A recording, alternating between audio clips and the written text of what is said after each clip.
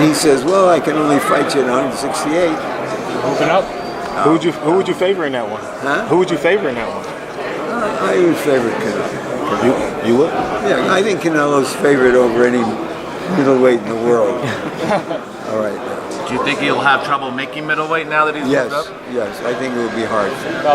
You think maybe 68's better? That's why I say 68. You know, that would be hard, but not to the point where it weakens you. Now, Larry, I know you were one of the people calling the Hearns fight when Tommy Hearns actually managed to move up and become the first person to become a 4-division champ.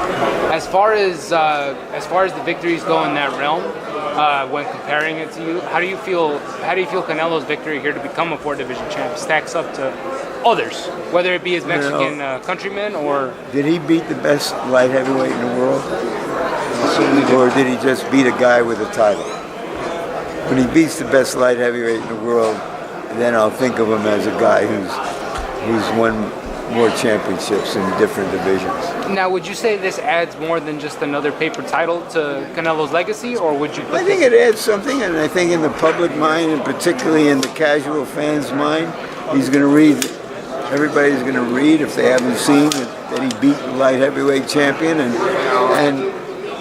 I doubt there are many people who could name the other light heavyweight champions or title holders or belt holders or whatever you want to call it. So he beat the best known light heavyweight at the moment. Hey, that's something. Most people think that Beterbiev is the best light heavyweight now that he's unified. How do you think Canelo would stack up against someone like that?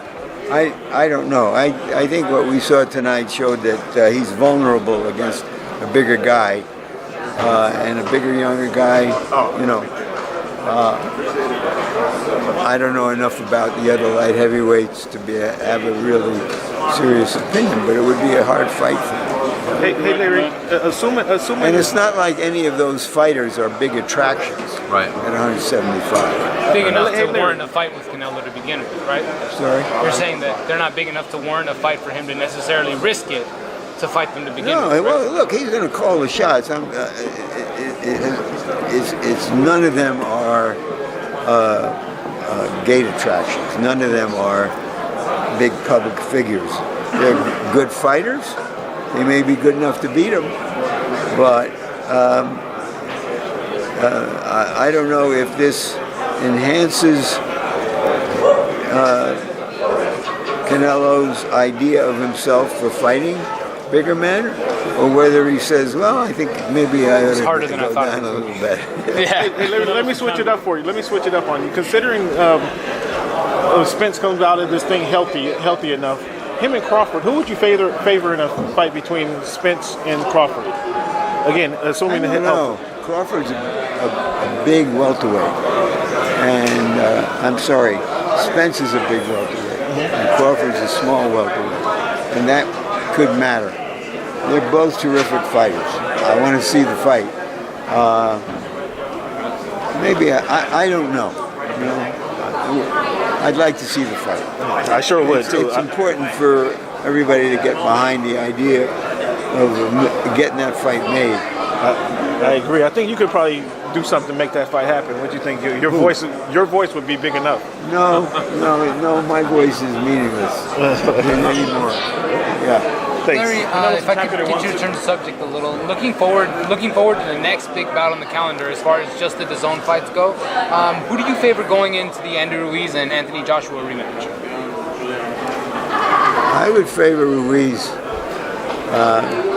but acknowledging that Joshua has had 6 months to sit and stew on it, right? To rearm, and because I think he got shocked, not just because he probably never heard of Ruiz a month before the fight. He was a late substitute. He was plainly out of shape, even for a guy who normally fights out of shape. Yeah.